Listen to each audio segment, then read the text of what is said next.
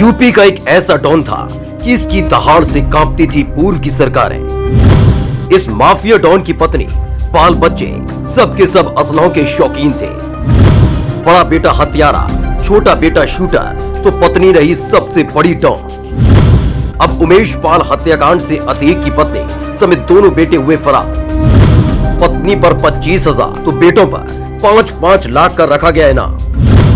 देखिए उमेश पाल हत्याकांड की परत दर परत कहानी एक ऐसे खूंखार डॉन की जिनके यहाँ सबके सब असलहों के शौकीन थे, असलहों से खेलते थे।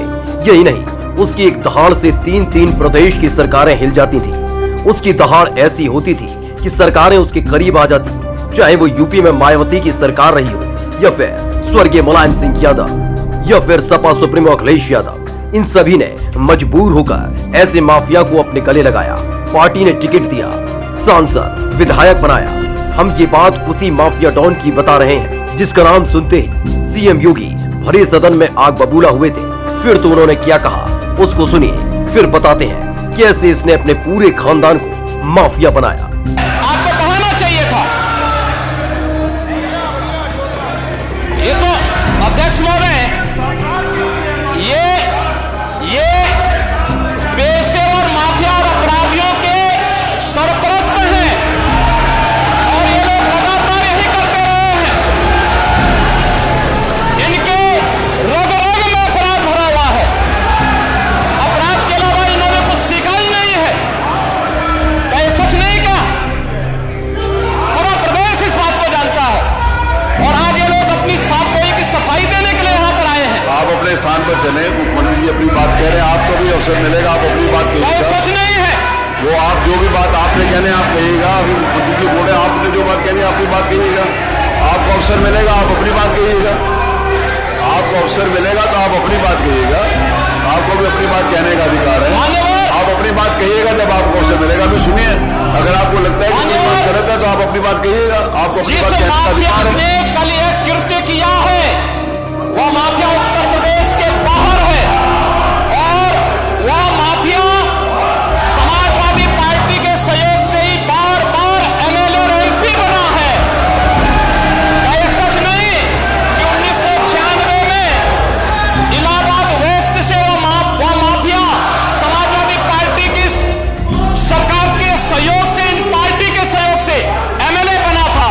और यही नहीं, 2004 में भी वह माफिया 2004 में भी वह माफिया इन्हीं लोगों के सहयोग से एमपी बना था।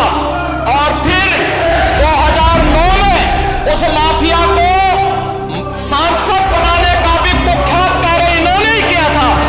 ये लोग चोरी और सीना चोरी करने का काम कर रहे हैं। देखिए सीएम योगी ने ये रौद्र रूप ऐसे ही नहीं दिखाया। इसने ऐसा जुल्म किया है कि इनको माफ करना सरकार की सबसे बड़ी भूल हो जाती है, क्योंकि इसका पूरा खानदान ही असलों से खेलता है। यहाँ तक कि इसकी पत्नी भी किसी माफिया डॉन से कम नहीं है। अगर नहीं जानते तो चलिए बताते हैं अतीक खानदान की पूरी क्राइम कुंडली।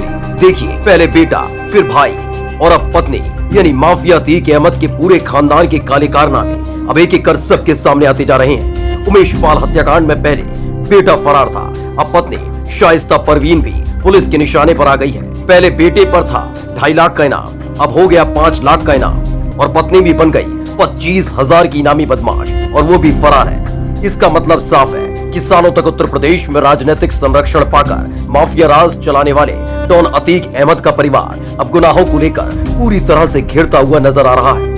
हत्या, लूटपाट, किडनैपिंग, वसूली, जमीनी विवाद जैसे दर्जनों मामलों में गुजरात के साबरमती जेल में सजा काट रहे अतीक अहमद और उसके परिवार के गुनाह की लिस्ट हर दिन बढ़ती ही जा रही है।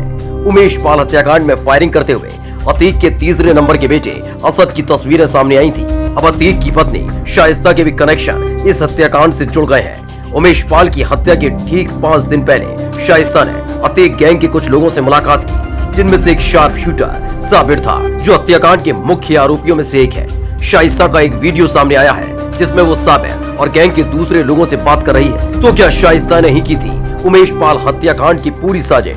क्या इस मर्डर केस की मास्टरमाइंड अतीक अहमद की पत्नी ही है? इस वीडियो के सामने आने के बाद पुलिस ने शाइस्ता के ऊपर 25,000 का इनाम घोषित किया है। देखिए, अतीक अहमद ने साल 1996 में शाइस्ता परवीन से निकाह किया था।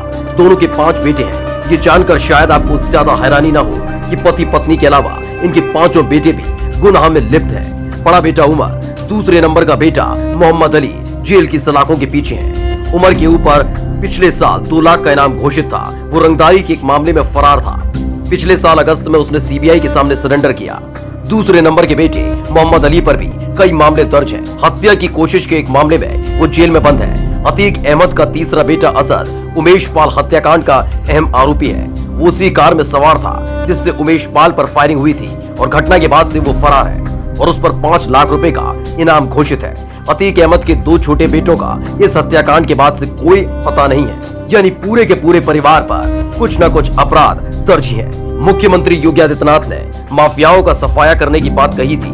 यूपी सरकार लगातार भूमाफिया और अपराधियों के खिलाफ सख्त कार्रवाई करती नजर आ रही है और यही वजह है कि सालों से बचकर बैठे अतीक अहमद के परिवार के गुनाह सामने आने लगे हैं। अतीक अहमद के खुद के परिवार के अलावा उसका भाई अशरफ भी उमेश पाल हत्याकांड में आरोपी है। Bureau report, my Bharat. अंधेरी रातों में जब जब मानव भेड़िया घूमता है सड़कों पर, तब तब महिलाओं बेटियों को बनाता है अपना शिकार। जब पुलिस का सताता है डर, तब सुनसान जगह पर भागते हैं शिकारी। फिर तो शिकारियों को ढूंढती पुलिस, तब बेनकाब होता मानव भेड़िया। क्राइम कुंडली में देखिए मानव भेड़िया कैसे महिलाओं बेटियों को बनाता है अपना शिकार।